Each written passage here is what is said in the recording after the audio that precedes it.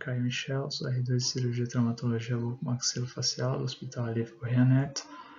Dando início às nossas aulas teóricas, o tema de hoje, princípios de fixação. Dando início à nossa aula, então, vou falar sobre biomecânica do esqueleto facial.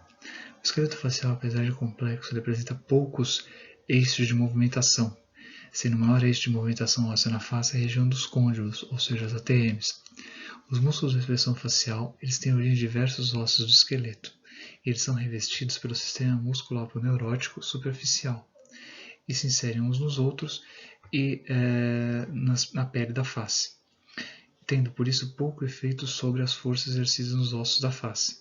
Já os músculos da mastigação e os músculos supraioides eles produzem força significativa sobre os maxilares e sobre as estruturas ósseas adjacentes, através da contração do masseter, temporal, do pterygoide medial e lateral.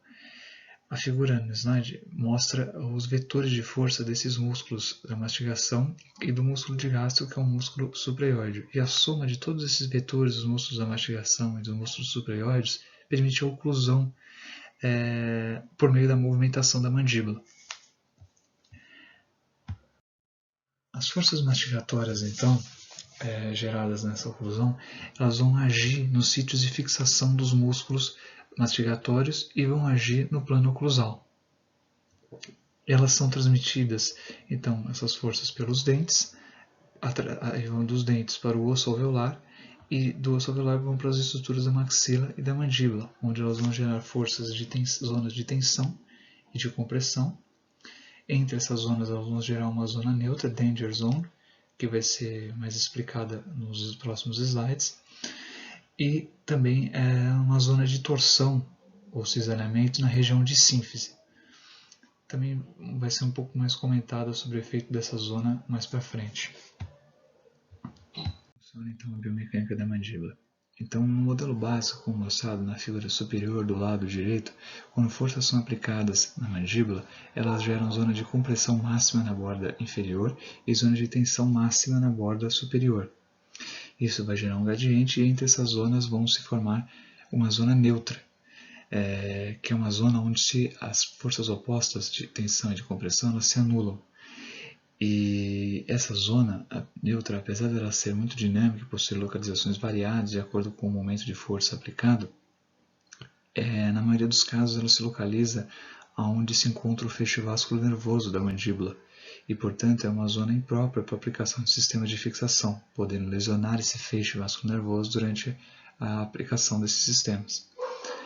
A borda superior, onde se localiza a zona de tensão, ela abriga os dentes. E, portanto, nessa região se preconiza a utilização de mini placas com parafusos monocorticais ou a barra de Elliott como uma banda de tensão, né? Evitando assim a lesão aos dentes. Já a borda inferior, ou zona de compressão, ela é uma região onde possui osso saudável, estabilidade adequada, ausência de estruturas nobres, estruturas dentais, e portanto ela é propícia para a aplicação de placas compressivas com parafusos bicorticais, parafusos leg screws, ou até mesmo placas de reconstrução no caso de fraturas em mandíbulas atróficas, fraturas cominutivas de mandíbula ou fraturas que apresentem defeitos ósseos. Bom, porém isso daí é o modelo básico de forças aplicadas na mandíbula. Só que a mandíbula ela é muito mais complexa do que isso, né? E ela apresenta variações de espessura óssea na sua estrutura, apresenta uma variação da oclusão, existindo vários tipos de oclusão, apresenta contração muscular bilateral, e isso faz com que as zonas de compressão e de tensão elas não fiquem fixas nesses dois pontos mostrados no modelo básico. Elas variam muito de posição de acordo com o local onde a força é aplicada. Então, como mostrado na ilustração do lado esquerdo, quando uma força é aplicada anterior ao traço de fratura presente na região de corpo, de parassíntese da mandíbula, ela vai provocar zonas de tensão na borda superior e zonas de compressão na borda inferior. Da mesma forma como essa mesma força aplicada posterior ao traço de fratura, ela vai gerar zonas de compressão na borda superior e de tensão na borda inferior. Quando uma força é aplicada na face lateral da mandíbula, ela vai gerar zonas de compressão nessa face lateral e zonas de tensão na face medial da mandíbula. Além disso, a sínfise ela possui, além das zonas de tensão e de compressão, ela possui forças de torção ou cisalhamento, que vão provocar a rotação dos cotos ósseos, provocando a distração na face lingual e gerando alargamento da mandíbula e, portanto, alargamento da face. E durante a fixação das placas, essas zonas de torção elas precisam ser anuladas também, anulando assim essa distração na face lingual e alargamento da face. Como funciona então a biomecânica para o terço médio da face? Então, no terço médio, a superfície oclusal experimenta as condições de carga de igual magnitude da mandíbula e em direção oposta. No terço médio ainda, os componentes verticais, os pilares verticais laterais e mediais da maxila e do zigoma, eles vão suportar toda a carga aplicada na superfície oclusal. E as inserções de tecidos moles elas vão contribuir para a estabilidade total dos componentes. E quando danificadas, essas inserções vão alterar a distribuição das cargas.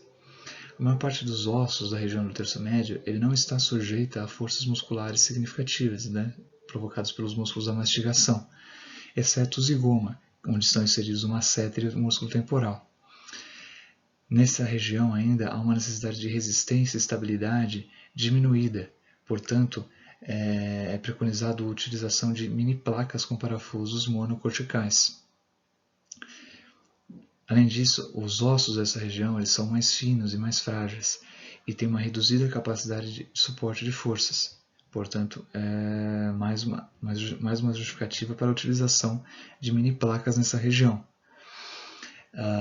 Além disso, essa região ela possui tecidos moles de menor espessura e, portanto, para evitar a palpação desse material de fixação sobre esses tecidos moles e também evitar a formação de deiscências durante o fechamento dos acessos cirúrgicos para cobertura desses sistemas de fixação, utiliza-se então essas placas de menor espessura nessa região. Aqui nós temos alguns exemplos de casos operados no serviço, onde foram utilizadas fixação com mini placas de parafusos monocorticais para fraturas do terço médio e superior da face.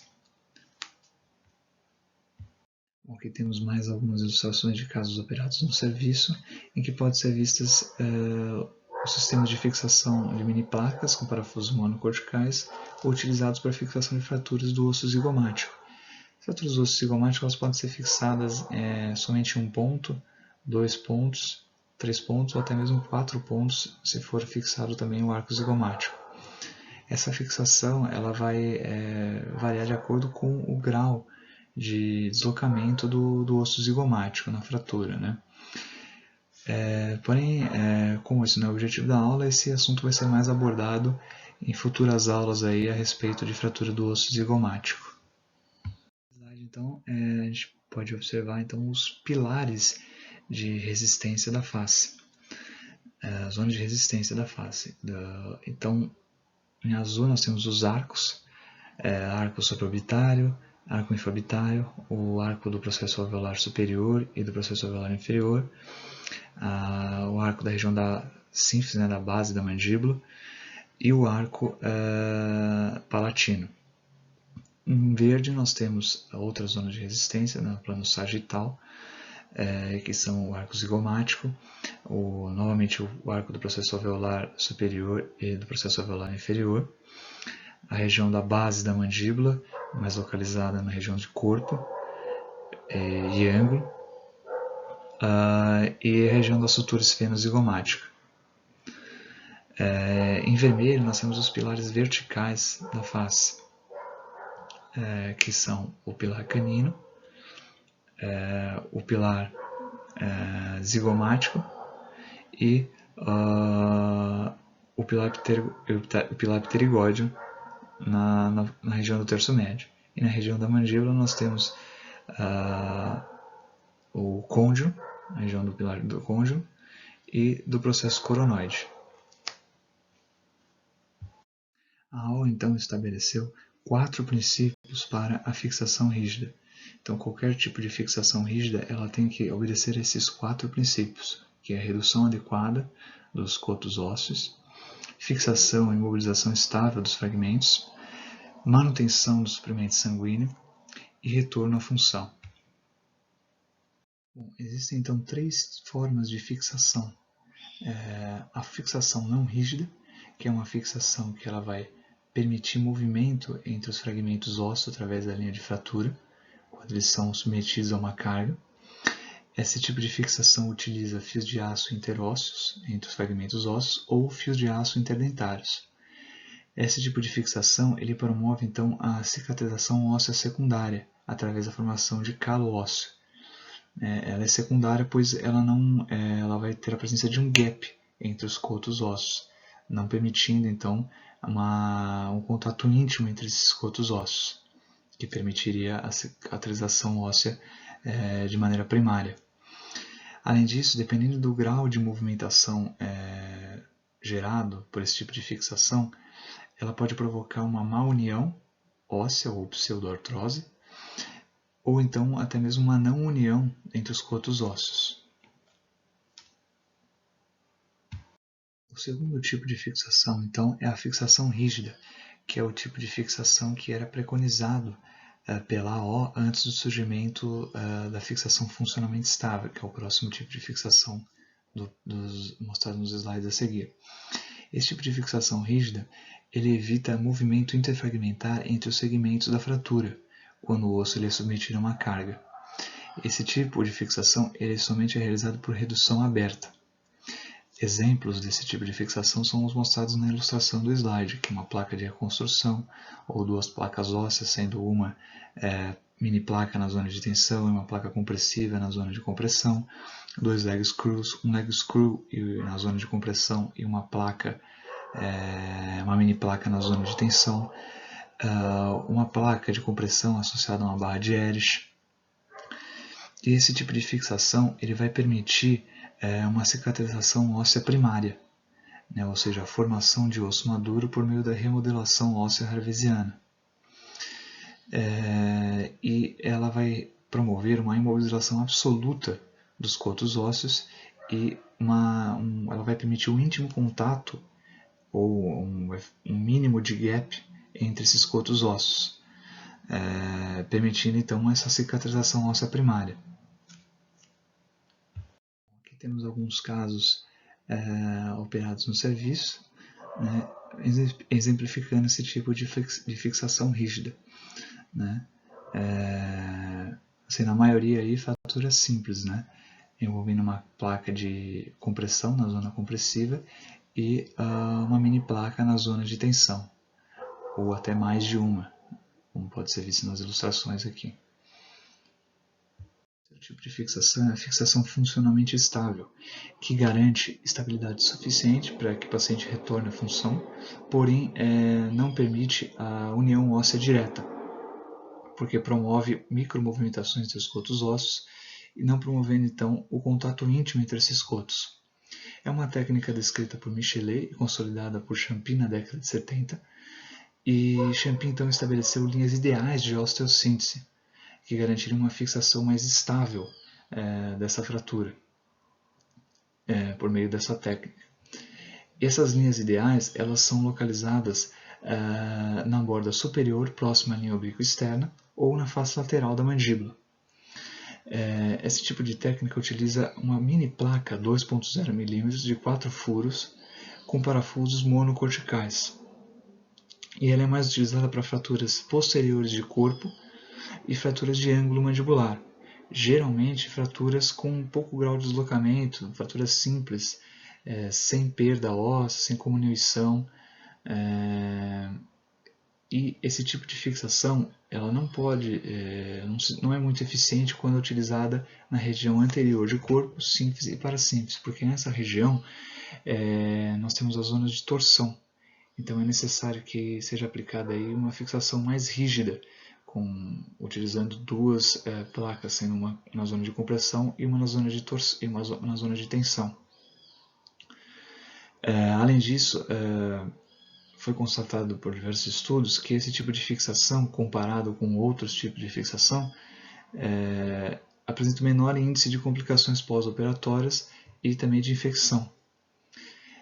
E, por último, esse tipo de fixação ele não necessita do uso de bloqueio maxilomandibular no pós-operatório.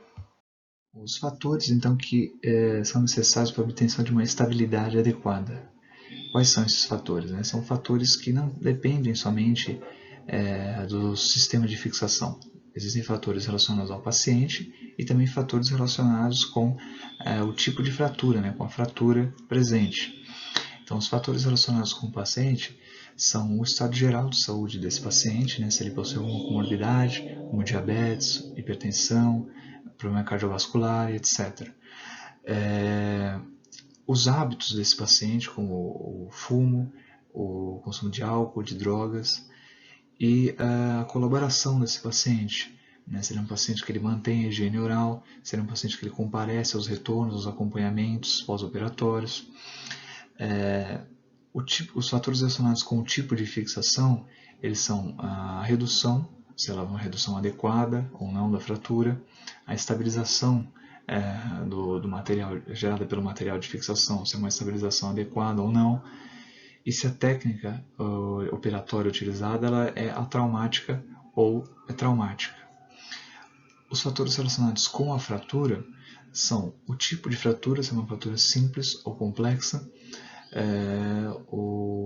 se houve uma lesão ou não nos tecidos moles, se houve perda desses tecidos, o tempo desde o período da fratura até o período onde o paciente foi submetido ao tratamento, quanto tempo que levou, a presença ou não de infecção e a presença ou não de dente no traço de fratura. Existem dois tipos de sistemas de fixação. Sistemas do tipo load sharing, que compartilha a carga aplicada à mandíbula com o osso. Ele vai precisar de cotos ósseos sadios e sólidos.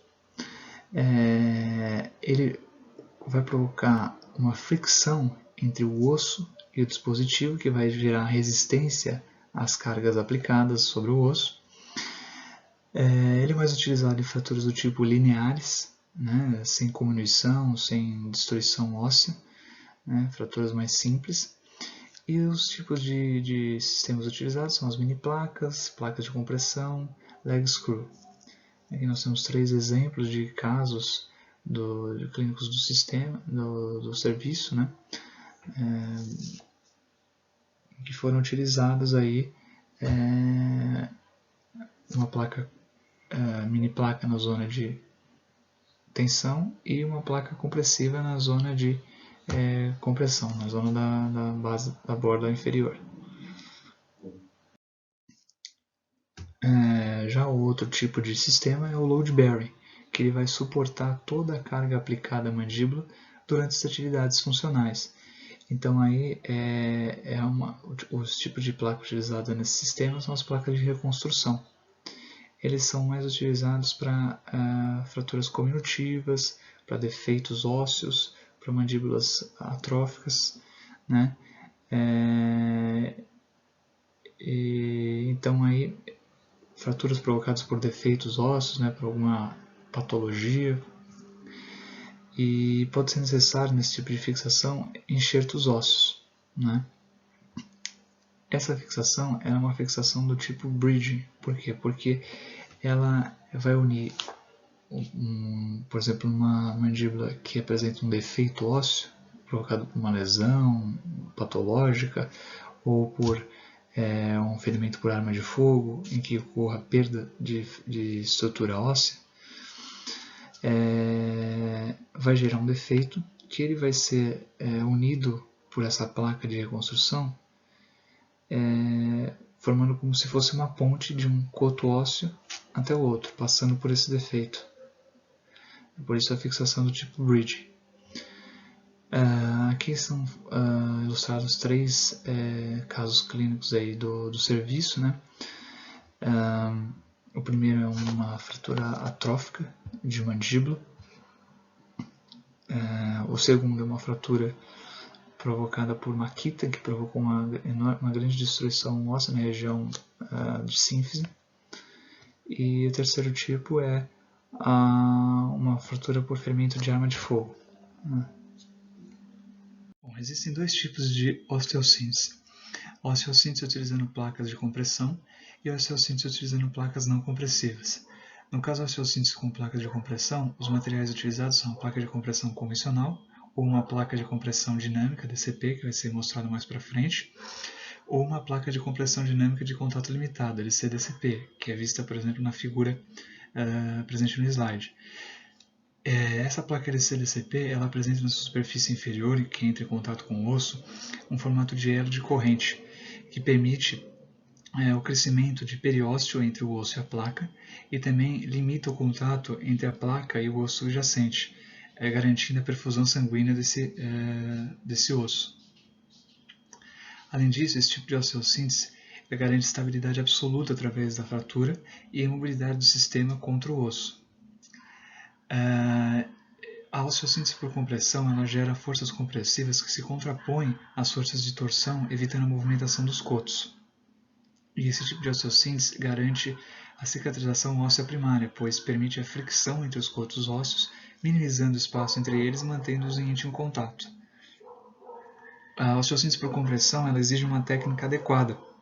Caso contrário, ela pode provocar uma distração na fratura, criar espaços no osso, uma oclusão, forças de torção excessivas através da placa. Quando aplicamos uma placa de compressão na zona da borda inferior, a borda superior da fratura ela tende a abrir, devido às forças de tensão presentes nessa zona. Para neutralizar essas forças de tensão, podemos utilizar em associação com a placa compressiva um leg screw, uma mini placa ou até mesmo uma barra de hélice como banda de tensão. Além dessa abertura na zona superior, ela pode provocar uma distração na face lingual da fratura, principalmente em fraturas bilaterais ou até mesmo fraturas oblíquas. Para contornar essa distração na face lingual, podemos realizar o overbending, que vai ser explicado nos próximos slides também. Esse tipo de osteossíntese por compressão ele é utilizado mais em fraturas transversais que não apresentam perda óssea ou comunição. Então, conforme mencionado no slide anterior, um dos materiais utilizados para a osteossíntese por compressão é a placa compressiva dinâmica, DCP, que ao contrário da placa compressiva convencional, que possui seus orifícios de formato arredondado, ela possui seus orifícios em formato oval e uma secção transversal em formato cilíndrico, que vai permitir o deslizamento do parafuso durante a sua inserção. Então, como que vai funcionar a fixação com essa placa? Então, essa placa ela é bem adaptada, ela tem que ser bem adaptada ao osso, e os parafusos próximos ao traço de fratura eles sempre têm que ser inseridos numa posição excêntrica, né? De maneira que conforme eles forem sendo inseridos, eles vão deslizar sobre essa secção cilíndrica presente no orifício da placa e conforme eles forem sendo apertados, eles vão gerando uma força de compressão entre os cotos ósseos, mantendo-os em íntimo contato e garantindo a cicatrização óssea primária da fratura. Os demais parafusos mais distantes do traço de fratura, eles devem ser inseridos numa posição mais centralizada, né? Uma posição neutra. Ao contrário do que acontece numa placa então, de compressão convencional, em que todos os parafusos eles devem ser inseridos numa posição mais centralizada, neutra. Bom, falando então um pouco sobre overbending. Overbending é uma dobra a mais realizada na placa compressiva, utilizada para evitar a distração da face lingual da fratura de mandíbula. evitando assim o alargamento da mandíbula e, portanto, o alargamento da face do paciente. Esse tipo de técnica ele é utilizado para fraturas oblíquas e fraturas bilaterais de mandíbula, principalmente fraturas envolvendo sínfise, juntamente com côndilo bilateral ou unilateral. Como que é realizada essa técnica? Então, uma placa de compressão ela é adaptada já com essa dobra a mais realizada na superfície vestibular da mandíbula e os parafusos são inseridos em seguida. Durante a inserção desses parafusos, eles vão gerar uma força de compressão entre os cotos ósseos e essa força de compressão associada à dobra a mais que é realizada nessa placa, ela vai permitir uma boa adaptação da placa com a superfície vestibular da fratura e também vai permitir uma boa adaptação entre os cotos ósseos, tanto na cortical vestibular quanto na cortical lingual, como mostrado na ilustração superior presente no slide. Quando não realizamos essa dobra a mais na placa e inserimos o parafuso, a força compressiva realizada durante a inserção desses parafusos, ela vai promover uma boa adaptação na cortical vestibular da fratura, porém a cortical lingual ela vai tender a abrir, vai sofrer uma distração, causando então um alargamento da mandíbula do paciente e, portanto, um alargamento da face do paciente. Como foi dito, esse tipo de técnica é mais utilizada em fraturas de sínfise associada com côndilo bilateral ou até mesmo unilateral. E durante esse tipo de fratura, quando utilizamos uma abordagem extraoral, a gente consegue, conforme vai inserindo o parafuso, a gente consegue observar se a cortical lingual ela está bem adaptada ou se ela está sofrendo distração. E aí a gente consegue ajustar a dobra da placa até que a gente consiga adaptar bem essa cortical lingual.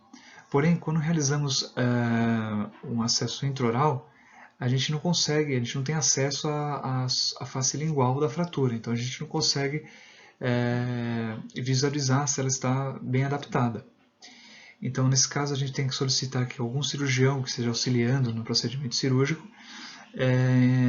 pressione a região goníaca bilateral do paciente enquanto inserimos o parafuso, para poder evitar essa distração na face lingual, evitando aí o alargamento da face do paciente.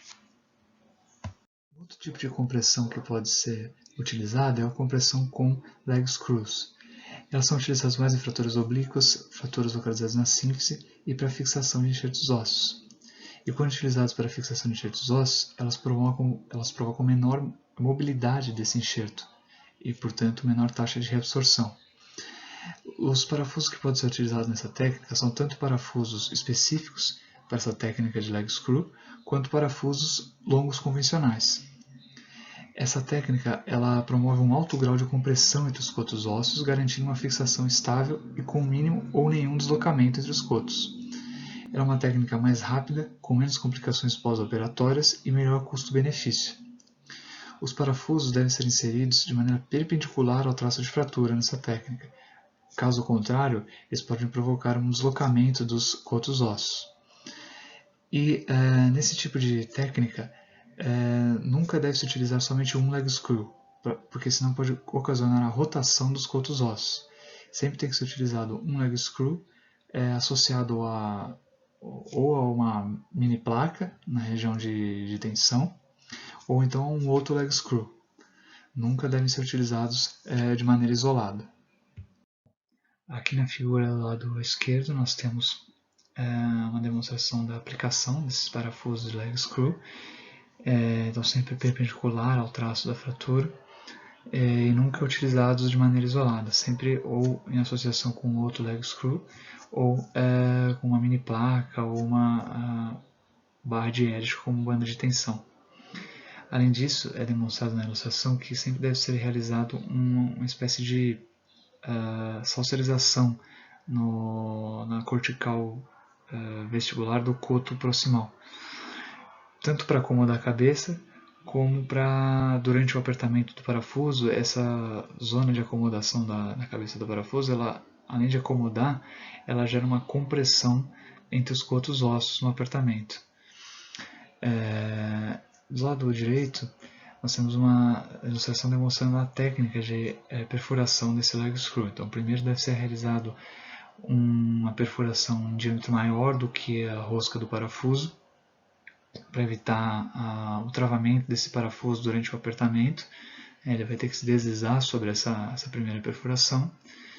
Em seguida, a segunda perfuração ela é feita com uma broca de menor diâmetro, realizando uma perfuração em diâmetro menor do que o diâmetro das roscas do parafuso, para justamente realizar o travamento conforme se aperta o parafuso, realizando assim a compressão entre os cotos ósseos. E também sempre realizar aquela salsarização na cortical vestibular do coto proximal, para promover a acomodação da cabeça do parafuso e evitar a fratura da cortical. Outro tipo de fixação é utilizando os parafusos posicionais, que eles são mais usados em cirurgias ortognáticas para osteotomia sagital da mandíbula, e eles são utilizados para manter os cotos ósseos em posição, evitando alteração na posição dos côndilos e uma oclusão. Além disso, nessas cirurgias, eles evitam dano ao nervo vagal inferior, pois eles não promovem a compressão de um fragmento contra o outro. Abaixo a gente tem uma comparação entre a utilização de parafusos posicionais e de parafusos leg screw. Então, do lado esquerdo, a gente consegue ver que o parafuso posicional ele vai apenas manter os cotos ósseos em posição, gerando gaps entre esses cotos, pois não promove a compressão entre esses fragmentos ósseos. Já do lado direito, o parafuso leg screw ele vai manter os cotos em íntimo contato, pois promove a compressão de um coto contra o outro, não gerando gaps entre esses cotos. Outro tipo de osteossíntese é a osteossíntese sem compressão, que ela utiliza placas não compressivas, as mini placas, e as placas de reconstrução, ambas disponíveis no sistema Locke, que vai ser mais explicado nos próximos slides. Esse tipo de osteossíntese ele não vai promover a compressão de um coto ósseo contra o outro durante a inserção dos parafusos. Ele vai promover apenas a adaptação dos cotos ósseos. Por isso, esse tipo de osteossíntese as placas utilizadas nesse tipo de osteossíntese são chamadas de placas adaptativas. Então, um dos tipos de material utilizado nesse tipo de osteossíntese são as mini placas, que são utilizadas no método de Champy, na fixação das linhas ideais de osteossíntese. São utilizadas também como banda de tensão, em oposição às placas compressivas na banda de compressão. E são também utilizados para fixação de fratura de crânio ou de terço médio da face. Então, nas ilustrações presentes no slide, nós podemos ver alguns tipos de mini placas, diversos formatos e espessuras, utilizadas na fixação sem compressão.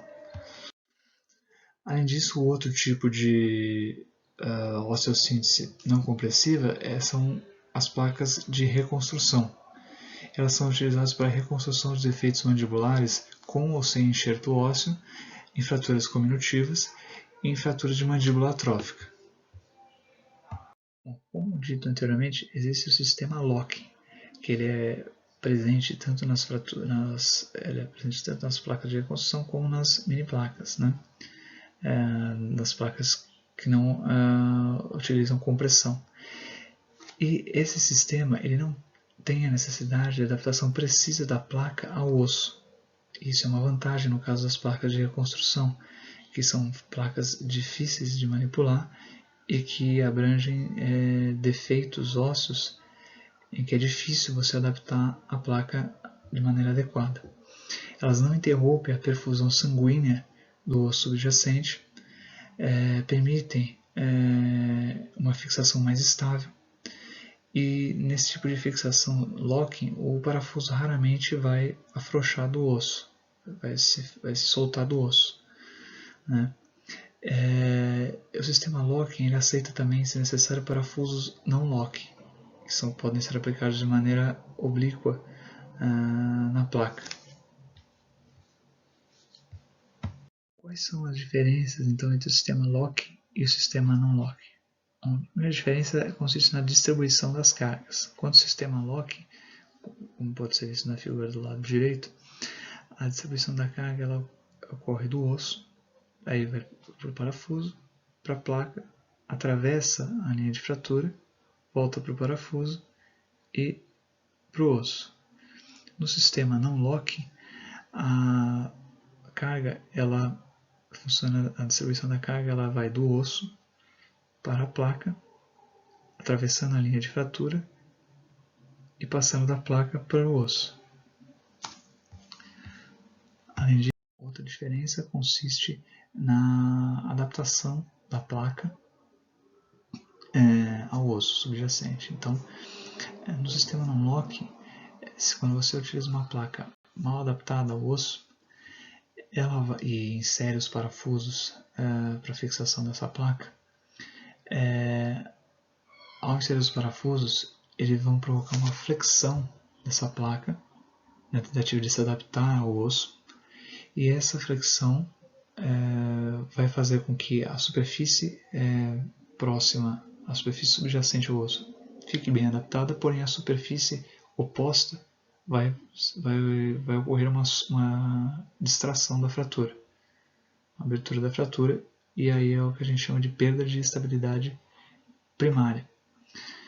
Quando utilizando uma placa locking e mal adaptada, mesmo que não esteja perfeitamente adaptada ao osso, e inserimos os parafusos, esses parafusos eles travam primeiro na placa e em seguida eles vão travar no osso. E eles não vão provocar essa flexão da placa, provocando assim uma correta adaptação, mantendo assim uma correta posição dos cotos ósseos. Outra diferença é a questão do travamento do parafuso na placa, da perda ou não de parafusos. Então, uma fixação locking, você tem os parafusos travados na placa e no osso. Portanto, é muito difícil de esses parafusos eles afrouxarem, eles se soltarem da placa. Para isso acontecer, e aí, portanto, causando a perda do sistema de fixação. Para essa perda do sistema de fixação ocorrer, ela vai ter que soltar ou o parafuso soltar da placa ou todos os parafusos soltarem do osso, né? Já na fixação no sistema não locking, o parafuso ele não está travado na placa. Então, quando a gente insere um parafuso e esse parafuso ele se encontra na linha de fratura, ele não vai osso integrar e, portanto, vai ficar solto, gerando uma reação inflamatória que vai gerar uma infecção e aí a perda do sistema de fixação. E aí é o que é chamado de perda de estabilidade secundária. Bom, as complicações que podem estar associadas aos sistemas de fixação são infecção, provocadas ou pela falta de cuidado do paciente, ou por ele possuir alguma comorbidade, utilizar drogas, álcool, ser fumante, tabagista crônico, ou então até por um erro na fixação, inserindo parafusos no traço de fratura, como explicado anteriormente.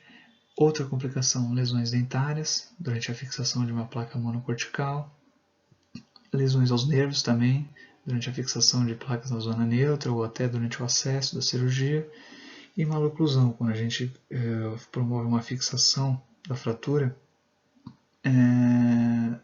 bloqueando o paciente numa oclusão inadequada durante a fixação.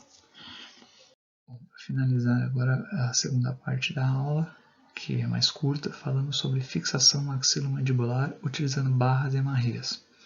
Ela serve para estabelecer ou preservar a relação oclusal da maxila e da mandíbula nos traumas de face, nas cirurgias ortognáticas e reconstrutivas. As indicações dela nas cirurgias de trauma, né, são estabilização temporária de urgência antes do tratamento definitivo da fratura, fixação intraoperatória durante a cirurgia para poder fazer a fixação interna rígida, Ou ela pode ser utilizada também como banda de tensão, né? Utilizando uma placa na zona, uma fixação interna na zona de compressão e ela como banda de tensão na zona de tensão, na borda superior.